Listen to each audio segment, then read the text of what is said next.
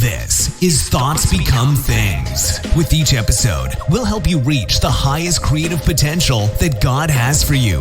With your host, a teacher, life coach, a dream coach, and motivational speaker, Jeremy Lopez.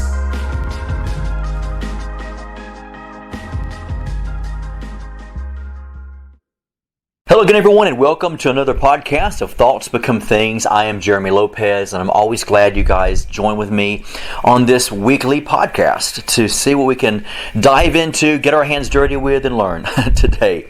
So I want to talk to you guys today about basically how to realign your life. I think that you and me are all in the same boat, folks. We're all in the same boat trying to keep our sails of the boat going straight. Trying to realign our lives constantly from the hustle and the bustle of life and people pulling upon you, tugging upon your heart, come over here, come over there, do this, do that.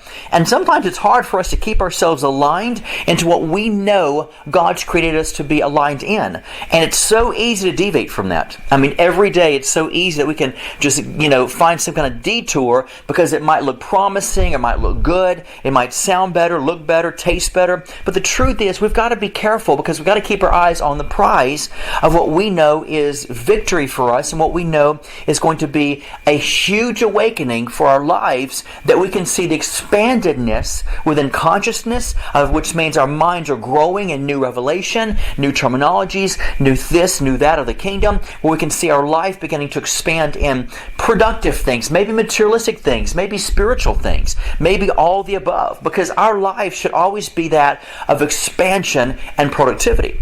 And so I wanted to talk to you guys today, just for a short period of time, about some things that will help you stay aligned. Now, a couple of these points might sound a little simplistic, but the truth is, I think that if we learn to practice everyday mindfulness, every day, we'll keep ourselves aligned and we'll always be right on track, right on target of what we know is real for us, what we know is true and authentic for us, that God has planned for us to be before the foundation of the world began.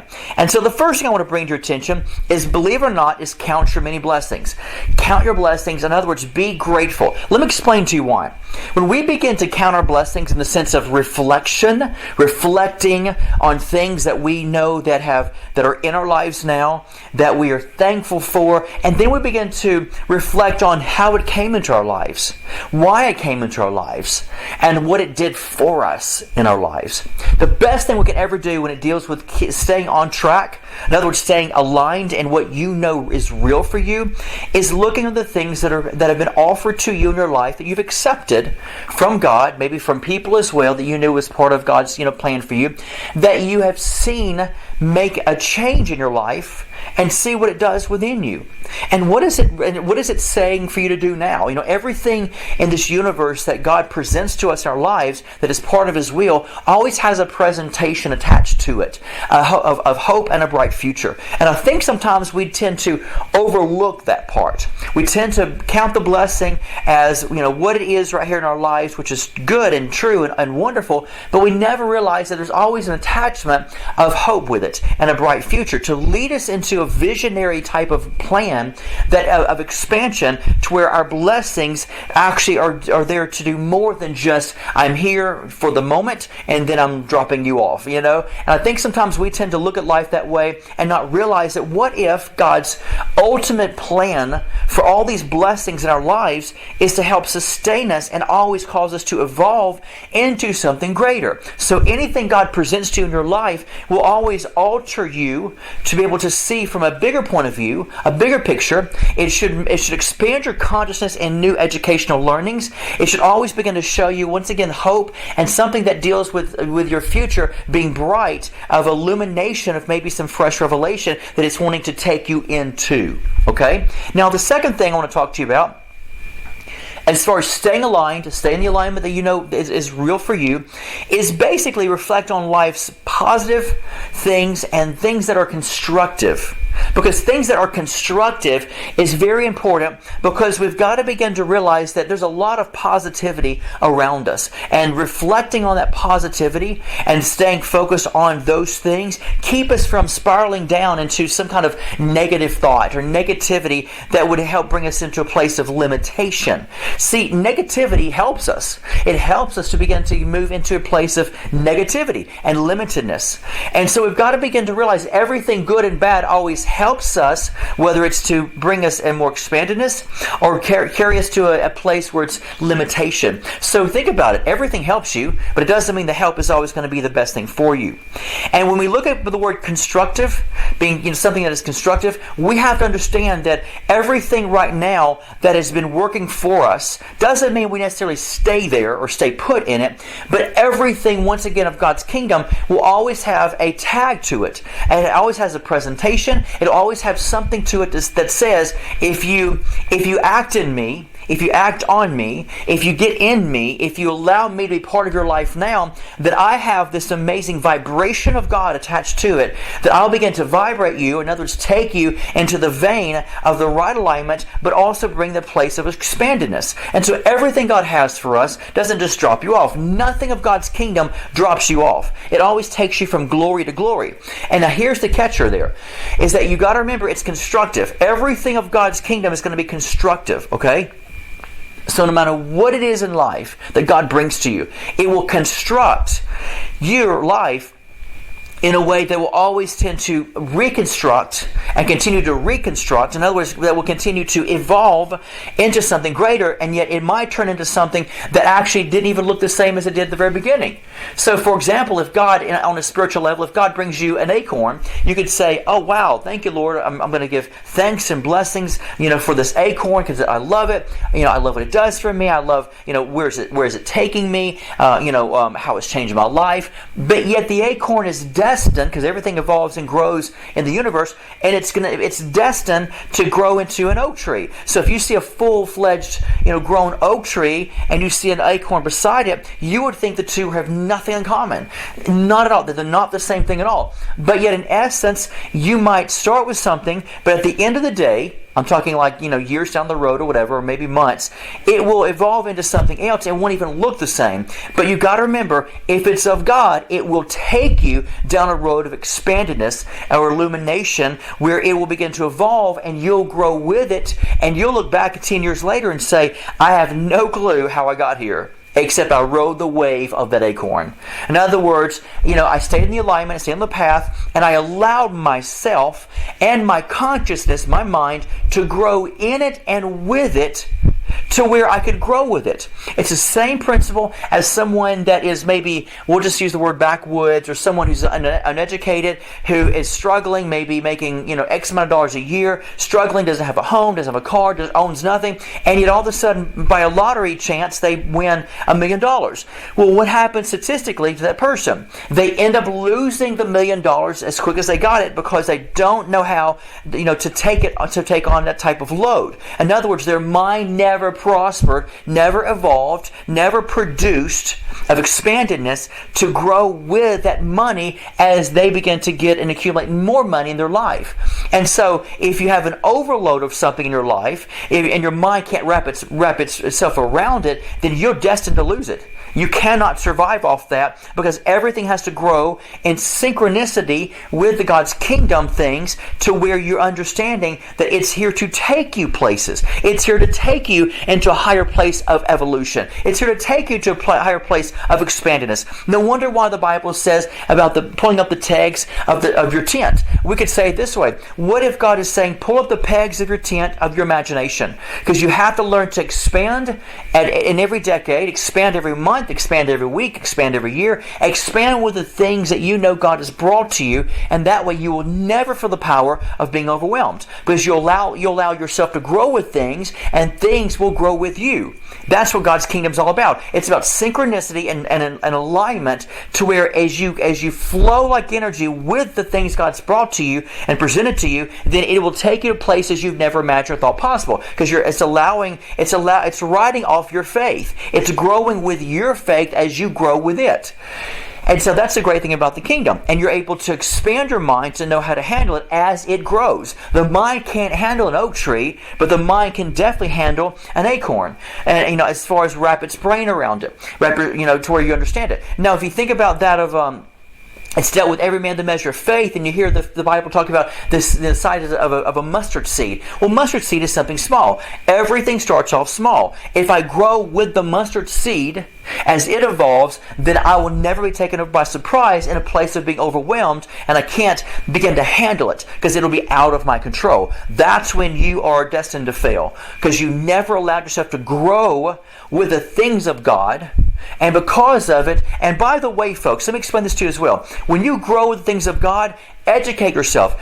Get as many books as you can. Motivational books, books on how to do this, how to do that. Get things that are knowledgeable to where you're able to grow with the things God's brought to you. Now, the third thing in the fact of staying in the alignment of God is basically learning to give your soul a little bit of space. Give your soul a little bit of space. The mind, the will, the emotions. Give it some space, and basically sometimes treat yourself to maybe a vacation, a weekend vacation, maybe every once in a while to a spa, to where maybe you get a massage or something, or maybe allow yourself a break that day to just take off work and just not even clean house, but just be. The presence of being, the power to be, is one of the most greatest things we can ever have. It's what I call awareness, walking in a state of awareness. I am aware of the now moments. Therefore, I will live in the now moment, and I will breathe in the now moment, and I will do nothing else but learn the power to be in this now moment. Why? Because it gives my body a refreshing. It allows me to hit the refresh button and go inwardly into myself, in the sense of basically getting to know myself better and understanding that my soul, that the Bible even says, my soul longeth. As the deer panteth for the waters, my soul longeth for thee. So there's a longing within the soul that needs to be refreshed. And the best way to do that, besides your prayer time and everything else you want to do, that you feel like God's called you to do, besides all that, give it a break. Give it a great vacation sometimes, to just not always think about bills and hospitals and having to be this place at this time and having to do that. Give your soul a break every once in a while. Put it on a spiritual retreat to where it can take a breather, because your soul needs it. And if it doesn't, it will begin to manifest in a negative, toxic way within your body, and it will cut off years of your life. Stress and being overwhelmed and being always feeling like you can never take a breather. These things will definitely take years off your life, folks. It's a known fact. And you want to be able to learn that in order for me to stay aligned, I've got to learn to give myself a break every once in a while. Why? Because I respect myself. Why? Because I love myself. Why? Because I deserve it, and my body needs to be able to just do nothing every once in a while. No wonder why Hispanics have siestas during the day. When I was a kid, I used to laugh at that. I thought, oh, how lazy. The truth is, when you take breaks every once in a while, you live longer. Your body has to have a measure, a time frame of rest, relaxation, and sleep in order for it to continue to rejuvenate itself and live longer. So it's vitally important you give your soul a break every once in a while. You don't have to think 24/7. Give it a rest sometimes. Now, the last thing I want to bring to your attention is learning to walk in your values. As you walk in your value system, you'll begin to notice your alignment will always stay present. You won't deviate from it. Why? Because your values are going to be your foundation. They're your springboard to cause you to understand your boundaries of what you will do versus what you will not do. Now, this doesn't mean you're not willing to take a step of faith and step out of the water on the deep and try something new, because you always should do that. Behold, I do a new thing. New things are powerful, and we were created beings to move in the new. But you have to remember, you have to always keep your values in check. And the more you keep your values in check, you'll stay aligned, because you know what works for you. You'll know what makes you feel better. You'll know exactly the values as far as what makes you laugh, and you'll know what does not make you laugh. You'll know what troubles you. You'll know what bothers you, and you'll stay clear of those things because you know they're not part of your value system. And these 5 things are destined to help you into staying into the alignment of God. Sometimes people say, "Oh, in order to stay in the alignment of God, you got to read the Word. Read the Word." Well, that's great and wonderful, and sometimes true. But the truth is, we're not led by the Bible. And nowhere in the Bible does it say we're led by the Bible. We are led by the Spirit of God. And knowing that we're led by the Spirit, sometimes you got to begin to understand the spirituality of the spiritual things in which you consist of, because we're a spirit having a human experience. And the spirit man needs every once in a while a break from the natural, always having to refresh itself in the sense of make choices, make decisions. I'm overwhelmed. I'm stressed. I don't know what to do. I don't know how to do this. Does anybody love me? What do I do about this? I can't sleep. I can't. The soul needs this type of breaks from that. And the best thing to do is put yourself on a rest and relaxation mode weekend to where you're able to get refreshed and renewed, and you will think more clearly, folks. The mind of Christ does not operate through stress, pain, and pressure and performance. It operates at a time of relaxation. That's why we learn to rest in God and allow His peace that surpasses our natural understanding to come upon us. And when you move in God's peace or God's wholeness, which means nothing missing, nothing broken, your life will be changed, because peace is the gift that God's given you to stay and to keep yourself intact, to stay whole, and to remain in a place where peace can lead you to a place of just relaxing and being like the deer that panteth for the water, and laying in the grasses of God. In other words, the pastures of God that Psalms 23 talks about, and all these other verses talk about, is finding the rest in God and enjoying that rest is one of the best things you can do for your spirit, your soul, your body, because that's what God desires for you to do, and it also will give you and keep you in the place of His divine alignment. Some of the best things in my life is when I pull back. My alignment in my life comes when I pull back. I pull back from stress. I pull back and I sit here and I vast in my blessings. I vast in the place of my thankful and gratitude, my heart of gratitude. I'm thankful that I'm able to look at my life and realize that I have to create a quality of time that I need in order to be still and know that He's God. And when I begin to do these things, then my spirit man is always keeping itself aligned, because it knows what works for it. But what throws it off is when I begin to get into my natural mind of the busyness, the hustle, the bustle of life, feeling stressed, feeling worried, feeling anxiety, not knowing what to do, and yet you've got to give yourself a break. When you give yourself a break, things just begin to kick into mode. It begins to kick into gear, because it knows, your spirit man knows what it needs. It knows what to do. And when you allow that to lead you and guide you, then you'll begin to always stay in the alignment of God, and you'll hear the voice of God with clarity, and you'll always begin to attract the things of the kingdom that you need to attract into your world, because you're focusing on things that are of a higher purpose within your life. Folks, thank you so much for tuning into our podcast today. It really means a lot to me. And don't forget our sponsor, who is IdentityNetwork.net. This ministry actually houses thousands and thousands upon thousands of subscribers worldwide. We also have thousands of books, ebooks. We have programs you can get on. You have an opportunity to be able to receive prophetic words from me monthly that will bless you, and you'll know exactly what the Father is saying to you every month. So I want to encourage every one of you, go to the website, IdentityNetwork.net, and when you do, request a prophetic word.